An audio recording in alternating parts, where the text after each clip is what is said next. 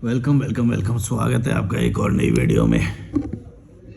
मेरे पास कोई टॉपिक नहीं है बोलने के लिए और मैं आज एक्सपेरिमेंट कर रहा हूँ कि जब बिल्कुल ही ब्लैंक होऊंगा तो मैं क्या बोलूँगा। बिल्कुल ही ब्लैंक होऊंगा, अभी बिल्कुल ही ब्लैंक, कोई टॉपिक नहीं है मेरे पास। मैंने सोचा था इसमें मैं कमेंट्स ओपन करूँ लेकिन नेट चल नहीं रहा है तो वो मैं नहीं कर सकता अभी। आप लोग मुझे कॉल करना चाहो तो कॉल पे बात कर सकते हो। मैं डिस्क्रिप्शन में अपना ईमेल और इंस्टाग्राम दे रहा हूँ, किसी भी वीडियो के डिस्क्रिप्शन में मिल जाएगा। और 60 मिनट का कॉल रहेगा, 1000 रुपये लूँगा, एडवांस में लूँगा कैसे बोलता हूँ मैं तो आप मुझे कांटेक्ट कर सकते हो। ईयरबड मैं एक और लेने वाला हूँ। ये मेरा एक है ईयरबड, मैं एक और ईयरबड लेने वाला हूँ कि इसकी कभी कभी वो बैटरी ख़त्म हो जाती है, चार्जिंग वार्जिंग, तो फिर मेरे पास मतलब मैंने ले ही लिया, ऑर्डर कर दिया है मैंने। अब 2 रहेंगे ईयरबड तो सही रहेगा मेरे पास, क्योंकि मेरे को यही काम है। और मेरे को फ़ोन की बैटरी भी बहुत जल्दी जल्दी ख़त्म हो रही है। इस आईफोन की बैटरी बहुत जल्दी ख़त्म होती है तो मेरे को फ़ोन भी एक और सही सा लेना पड़ेगा। इसकी तो डिस्प्ले गई है तो ये तो बेकार सही हो गया अब।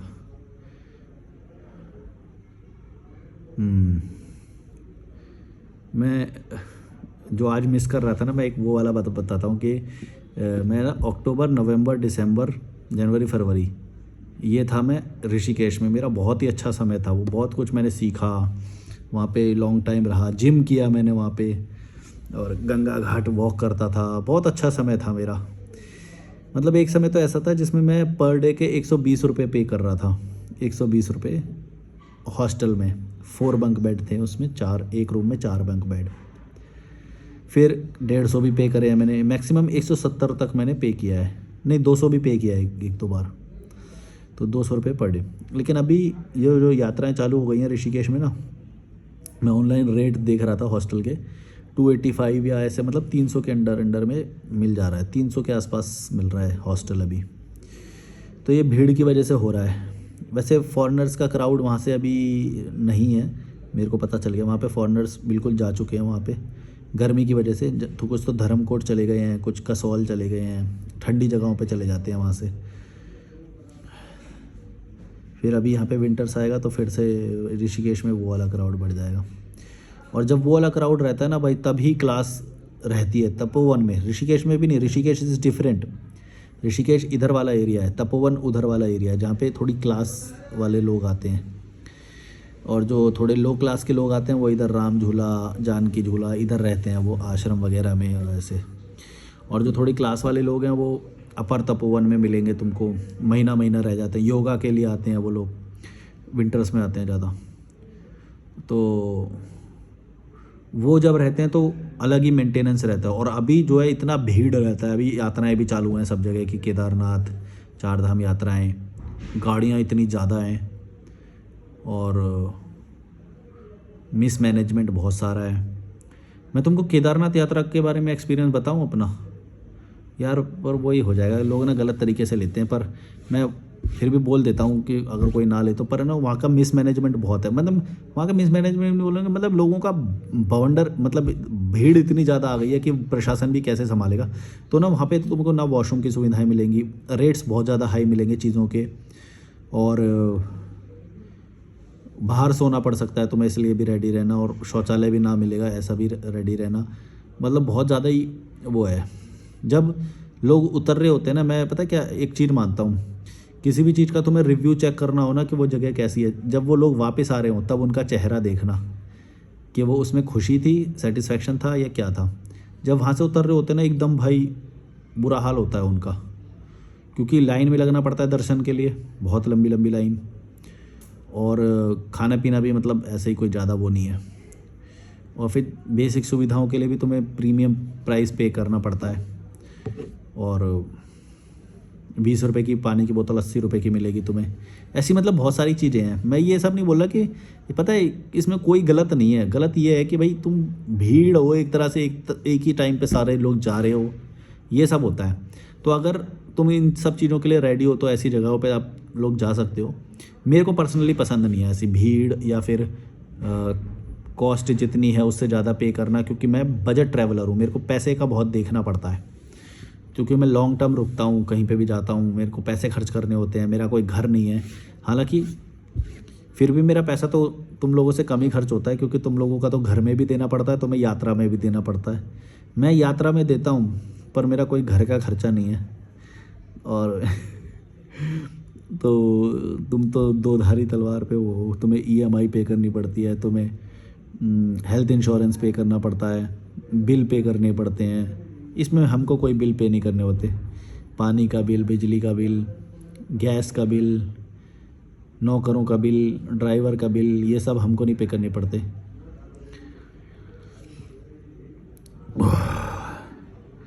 एक और चीज़ मैंने ना नोटिस करी कि ना, हरिद्वार की बात बताता हूँ मैं। हरिद्वार में ना जब गंगा के किनारे बैठे रहते हैं ना, वहाँ पे सोते हैं लोग, है ना, तो उनको देख के मेरे को एक ख्याल आता है। तो जैसे ये गंगा बह रही है तो इस साइड पे ना लोग सो रहे हैं बिल्कुल एकदम आसमान के नीचे। बड़ा मज़ा आता है, मेरे को भी मन करता है उनको देख के कि मैं भी वहीं सो जाऊँ। उनको कोई टेंशन नहीं है। फिर उसी गंगा के एक किनारे से पार करके ये नदी बह रही है, उसको पार करके ना वो है बिल्कुल 5 स्टार टाइप के, वो नहीं होते जो प्रीमियम प्रॉपर्टी जो होती है एकदम नदी के किनारे, प्रीमियम प्रॉपर्टी जो होती है उसमें बढ़िया वाले मतलब महंगे वाले जो गेस्ट होते हैं वो रुके होते हैं। तो मैं उनको देखता हूँ, मैं बोलता हूँ इनको भी कोई प्रॉब्लम नहीं है। प्रॉब्लम किसको है? जो आसमान के नीचे भी नहीं सो सकता और उस 5 स्टार में भी नहीं सो सकता। मतलब वो प्रीमियम प्रॉपर्टी, 5 स्टार बोल दे रहा हूँ मैं समझाने के लिए। ना वो 5 स्टार में सो सकता, ना वो घाट पे सो सकता। वो ढूंढता है बजट वाली, वो पिसा हुआ इंसान है। बजट वाले में क्या होता है, ना तो उसको एसी मिलता है ना उसे बढ़िया वो मिलती, तो वेंटिलेशन भी नहीं मिलता। Ventilation is important. मैं तुम्हें ये बताना चाहता हूँ कि जब भी तुम किसी हॉस्टल को या किसी को भी देखो तो एक वेंटिलेशन ज़रूर चेक करना उस रूम में, उस हॉस्टल में वेंटिलेशन की क्या सुविधाएं हैं, क्योंकि वेंटिलेशन तुम्हारे हेल्थ का एक अच्छा वो पैरामीटर सेट कर सकती है कि अच्छी हवा अंदर जाएगी तुम्हारे। तो वरना फिर पहाड़ में जाने का या फिर ऋषिकेश, हरिद्वार, मसूरी या पहाड़ों में जाने का कोई मतलब नहीं है अगर तुम हवाई अच्छी नहीं ले पा रहे। एक बंद कमरा ले रहे हो तो पैसा पे कर रहे हो तो वेंटिलेशन वाला रूम लो जहाँ पे अच्छी हवा आए। और मोस्ट प्रोबेबली अगर हो सके नदी की हवा आए, नदी की। कुछ लोग आ गए हैं बाहर, आवाज़ आ रही है। नदी की हवा आए तो मज़ा ही आ जाए। मेरे को याद है एक बार मणिकर्ण का ऐसा वीडियो भी बना रखे हैं मैंने, उसके पुराने बिल्कुल स्टार्टिंग के वीडियो देखोगे ना लॉजिकल मलिक के, उसमें एक रूम है और वो है मणिकर्ण की पार्वती नदी पे। ओ भाई, 2 तरफ विंडो और क्या रूम था। मेरा आज तक का मेरा सबसे बेस्ट जो एक्सपीरियंस है शायद वो होगा। शुरू के वीडियो मेरे, एक तो शुरू के बिल्कुल स्टार्टिंग के जाके देखोगे ना, मनाली के आएंगे, उसके बाद मणिकर्ण के आएंगे कुछ वीडियो। उसमें एक कोने का रूम है जिसमें 2 साइड से विंडो है। पार्वती नदी की क्या हवा आती है भाई, जन्नत। रूम के अंदर ही जन्नत। इतना अच्छा रूम नहीं मिला मुझे कभी। वेंटिलेशन वाले तो ये चेक करना तुम्हें। क्या कैसे आ गया था इस टॉपिक? हाँ, कि जो गरीब है वो सो रहा है बिल्कुल मस्त, सो अच्छा सो रहा है भाई। मेरा मन करता है वहाँ पे सोने का, और मैं सोया भी हूँ। जब मैं शुरुआत में जब मैं वो करता था, कैंपिंग टेंट लगाता था, फिर कैंपिंग टेंट में थोड़ी गर्मी लगी तो बाहर आके सो जाता था और इतनी बढ़िया हवा आती थी, है ना। फिर अभी ना औकात 5 स्टार में सोने की, तो क्या होता है कि ऐसे रूम में मेरे को वो होना पड़ता है जिसमें ना वेंटिलेशन है ना वो है। तो ना मैं वहाँ का रहा ना मैं वहाँ का, बीच में जो पिसता है ना वो बुरी तरह पिसता है, क्योंकि वो उसकी नजर उसकी औकात इतनी बढ़ गई है कि वो नीचे नहीं सो सकता, अब उन गरीबों के साथ नहीं सो सकता। और इतनी बड़ी नहीं है उसकी औकात कि वो 5 स्टार में ले ले, तो वो ऐसे बंद कमरे में पिसता है। इसके पीछे एक लाइफ का तुम्हें पूरा वो मिलेगा अगर तुम समझोगे तो मैं तुम्हें बोलना चाहूँगा कि अगर तुम कभी कभी अगर सो सको गंगा किनारे तो सो जाना, क्योंकि मैं ये करने वाला हूँ अब, back to my basic life. क्योंकि अगर मैं 5 स्टार में नहीं जा पा रहा तो मैं अपना 5 स्टार तो बनाऊँ, गंगा घाट पे सो जाऊँगा। कैंपिंग टेंट नहीं है तो क्या हुआ, वो भी बिना कैंपिंग टेंट के सो रहे होते हैं। तो मतलब रूम बुक रखूँगा मैं, पर मैं सोने के लिए वहाँ जाऊँगा, क्योंकि सामान वामान लेके वहाँ पे सोना वो हो सकता है। हालांकि चोरी वोरी तो नहीं होता, पर अगर तुम 4-5 लोग हो भाई, मैं तुम्हें ये सजेस्ट कर रहा हूँ, लिख लो ये बात। अगर तुम जैसे कमेंट में भी एक दूसरे से तुम कई बार मिल जाते हो ना, मैंने देखा है कि बहुत सारे लोगों के ग्रुप बन गए लॉजिकल मलिक चैनल से, एक दूसरे से मिल जाते हो। अगर तुम 4-5 लोग मिल गए तो तुम ऐसे ग्रुप बनाओ और घाट पे जाके सो जाओ, ऋषिकेश में सो जाओ, पैसा ही नहीं लगेगा तुम्हारा। हरिद्वार में जाके सो जाओ, पैसा ही नहीं लगेगा तुम्हारा। और बिल्कुल ही गरीब हो और अभी ज़्यादा पैसे नहीं है, स्ट्रगल में हो, तो गुरुद्वारे में खाना खा लो, पैसा ही नहीं लगेगा तुम्हारा। या फिर ऋषिकेश की जो मार्केट है ना, त्रिवेणी घाट के पास, नहीं, चंद्रभागा पुल के पास, सूखी नदी पे जो पुल है, वहाँ पे 30 रुपये के राजमा चावल देता है, वो जाके खा लो, पैसा ही नहीं लगेगा तुम्हारा। क्या है ये 30-50 रुपये में थाली आ जाती है, वहाँ पे 40 के 2 पराठे देती है एक आंटी। इतना सस्ता खाना है वहाँ पे। अच्छा, मेरा वो परफेक्ट क्यों बैठा ऋषिकेश वाला, एक और चीज़ बता देता हूँ। ऋषिकेश क्या है ना, ऋषिकेश सस्ती वाली मार्केट है, तपोवन एलिट क्लास वो है। मैं रहता तपोवन में था और खाना खाने ऋषिकेश में जाता था, तो 3 किलोमीटर का फ़र्क मान लो, या 2-3 किलोमीटर। और मैं हिचाइकिंग से करता था, मतलब हिचाइकिंग से कभी कभी करता था, और पैदल चलने का मेरे को बहुत अच्छा लगता था, क्योंकि घाट घाट से भी रास्ता है, रामझूला से लेके और पूरा नीचे तक त्रिवेणी घाट तक। और इवन तुम मरीन ड्राइव से होते हुए जाओ तो चीला डैम तक तुम बिल्कुल गंगा किनारे चल चल के जा सकते हो। मैं वही करता था, मेरे को बहुत शौक था पैदल चलते हुए कुछ सुनता रहता था, या वो जिससे मेरे आइडियाज़ और डेवलप होते थे। और उन दिनों मैंने बहुत सारे वीडियो बनाए। एक दिन में लॉजिकल मलिक चैनल पे मैंने 3 वीडियो डिलीवर करे, एक दिन में 3 वीडियो। दो तो मैंने बहुत सारे दिन ऐसे थे कि 2 डिलीवर तो मैं डेली करता था। और इस चैनल पे लगभग अब 1000 वीडियो, शायद अगले 2-3 महीने में 1000 वीडियोज़ हो जाएंगे लॉजिकल मलिक पे। और क्या बोला था मैं, हाँ, तो मैं रहता था तपोवन में, और कंज्यूम करने का, जो खाना खाने का और वो सब चीज़ें लेने का, कोई भी खरीदनी होती तो मैं जाता था यहाँ पे, सस्ता मिलता था। पनीर खाना, बाद में जब मैंने जिम शुरू करता, पनीर खाना और दही और राइस प्लेट, वो फिर चीनी राशन का भी ख़रीदना, क्योंकि ऋषिकेश में हमने कुकिंग भी बहुत करी थी पैसे बचाने के लिए, सेल्फ़ कुकिंग। तो वो जो इलेक्ट्रिक जो केटल था उसमें, है ना, तो सारा सामान हम यहाँ से लेते थे ऋषिकेश से, और रहते थे यहाँ पे। केले डेली ख़रीदने जाता था मैं। फिर तो इसलिए परफेक्ट बैठ गया यहाँ पे, वो रहो यहाँ पे से कंज्यूम करो, सस्ता का सस्ता मार्केट। और रहने के लिए ये तपोवन बहुत सस्ता मार्केट। सेम मैं जब मनाली गया तो मैंने देखा कि ऐसे ही है बिल्कुल, ओल्ड मनाली में सारे हॉस्टल हैं, और तुम्हें सस्ता चाहिए तो मनाली में है ना। लेकिन ओल्ड मनाली से Manali hitchhiking is not easy, मतलब रास्ता वैसा नहीं है। तो ओल्ड मनाली में तुम्हें सस्ते मिलेंगे, लेकिन ऋषिकेश जितने सस्ते तो वहाँ पे भी नहीं थे, शायद ऑफ सीज़न में सस्ते होते होंगे वहाँ पे भी, पता नहीं।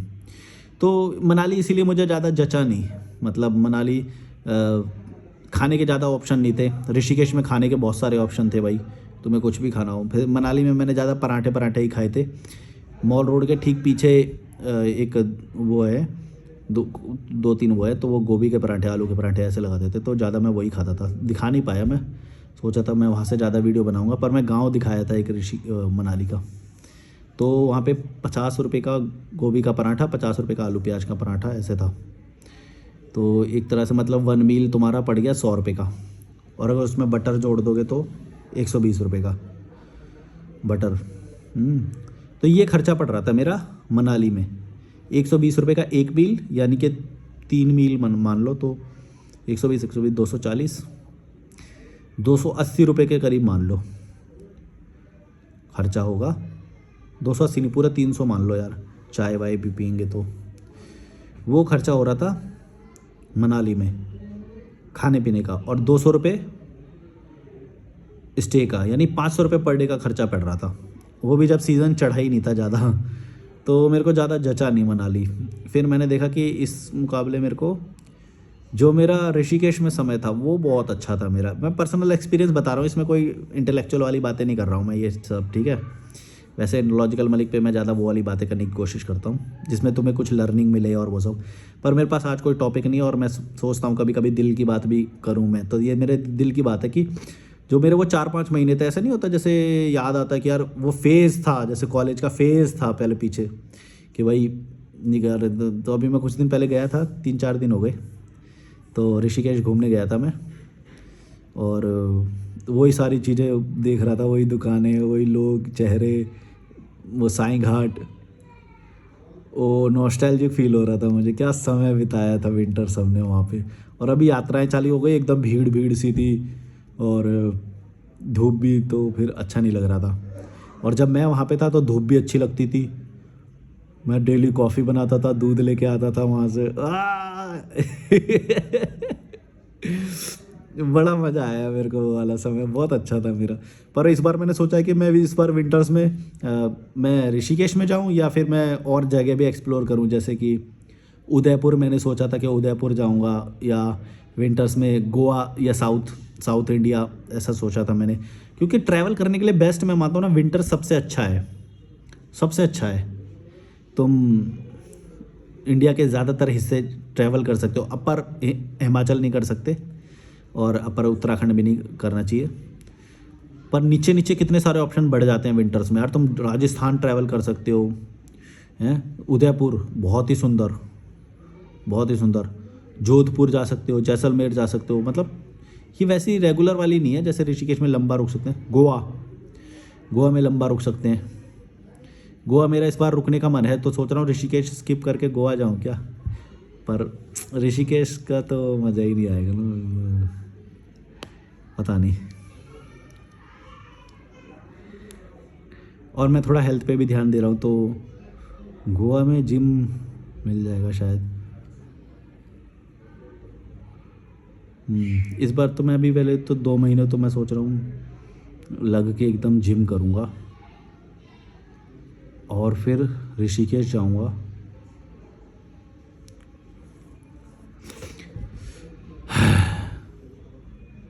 और बहुत कुछ सीखा भी मैं इस बार ऋषिकेश में। मैंने फ़ैशन सेंस जो मेरा, जो मैं पहले ज़्यादा अच्छे कपड़े नहीं पहनता था वो नहीं, तो फिर मैंने उन लोगों के बीच में रहते हुए ही सीखा। जैसे विदेशी लोग जो आते हैं, तो तुम्हें ना, अगर तुम्हें इन्फीरियॉरिटी महसूस होगी तो तुम डेवलप करोगे। तुम्हें एक चीज़ बताता हूँ, ये इन्फीरियॉरिटी महसूस करना बुरा नहीं होता, ये तुम्हें इन अ सेंस इम्प्रूव भी करता है कि तुम बेहतर कपड़े पहनो, अच्छे कपड़े पहनो। और मैंने ये देखा कि मैं डिज़र्व करता था भाई, मेरे पास पैसे हैं और इवन आज भी मेरे पास अच्छा खाना खाने के लिए पैसे हैं, लेकिन मैं पैसे बचाता हूँ। तो फैशन में मैं बिल्कुल ही पैसे बचा रहा था, मैं गलत कर रहा था। जबकि मेरे को इन्वेस्ट करने चाहिए, अच्छे जूते खरीदनी चाहिए, प्रीमियम टी शर्ट पहननी चाहिए मुझे। अब मैं थोड़ा अच्छे कपड़े पहनता हूँ, हैं, अच्छे जूते पहनता हूँ, अच्छे प्रोडक्ट्स खरीदने में सोचता नहीं हूँ मैं कि अगर मेरे पास एक प्रोडक्ट है तो दूसरा खरीद लेता हूँ। पैसे बहुत बचाता था मैं। हो सकता है मेरे लिए उस वक्त के लिए ज़रूरी भी हो, क्योंकि मैं फाइनेंशियली सिक्योर्ड नहीं था, पैसे थोड़े कम थे मेरे पास। और मैं फाइनेंशियली सिक्योर्ड उसको मानता हूँ, उस स्थिति को मानता हूँ जब तुम्हारे दिमाग में पैसे को लेके कभी भी कोई चिंता ना हो। अगर मेरे को ईयरबड खरीदना है तो तुरंत खरीदा, अगर मेरे को रिचार्ज कराना है तो तुरंत कराया, फ़ोन खरीदना है इवन अगर टूट जाए उड़ जाए तो तुरंत कराया। दिमाग में कभी भी टेंशन ना आए कि पैसा खर्च हो जाएगा या मेरे पास है नहीं है या फिर ऐसा कुछ भी। अगर ये आ गया तो फिर तुम फाइनेंशियली सिक्योर्ड नहीं हो। अब मैं फाइनेंशियली सिक्योर्ड महसूस करता हूँ, तो मैं नई नई चीज़ें खरीद लेता हूँ। अभी मैंने ईयरबड ऑर्डर करा, एक अभी है मेरे पास ही है, फिर भी मैंने ऑर्डर कर दिया। अब पावर बैंक एक और लेने वाला हूँ मैं। और जूते मेरे पास होते हैं जूते, फिर भी मेरा मन कर रहा है चलो एक और जूता ले लेते हैं। तो ये अच्छा है कि तुम्हें मन किया और तुमने ले लिया, और अच्छा महसूस होता है। अच्छी टी शर्ट पहनोगे ना, कॉटन की एकदम बड़ी प्रीमियम, तुम्हें दिखाऊंगा मैं एक, जैसे ये भी अच्छी है, ये भी बहुत अच्छी है। ऐसे अच्छा प्रीमियम कपड़े पहनोगे, अच्छे कपड़े, अंडरवेयर से लेके सब कुछ प्रीमियम बढ़िया वाला। और सेंट भी दिखाता हूँ, क्योंकि एक सेंट लिया है मैंने। ऐसे खर्चा करोगे ना तुम्हें बहुत अच्छा महसूस होगा। लेकिन ये सब तब करना जब मैस्लो नीड हायरार्की, यानी कि नीचे से जब बेसिक नीड्स पूरी हो जाएं तुम्हारी, कि तुम्हें घर वापस नहीं जाना तो तुम्हारे पास प्रॉपर पैसे होने चाहिए, अमाउंट होना चाहिए। कभी कुछ हो जाए, मेडिकल इमरजेंसी, उसके लिए पैसा होना चाहिए। ये सारा फंड एक कॉर्पस जमा हो गया, अलग कर दो इसे। अब जितना थोड़ा सा एक्स्ट्रा हो रहा है उसे अपने इन पे खर्चा करो। समझ रहे हो मैं क्या बोल रहा हूँ? बेसिक नीड के लिए हमेशा सिक्योरिटी होनी चाहिए तुम्हारे पास। बेसिक नीड क्या है मेरी? रहना और खाना, प्लस अचानक आने वाली मेडिकल इमरजेंसी, आपातकालीन स्थिति, उसके लिए पैसा जमा एक साइड में हटा दो। इसे स्टॉक में डाल दो या कैसे भी डाल दो, बैंक में रखो, वो हटा दो।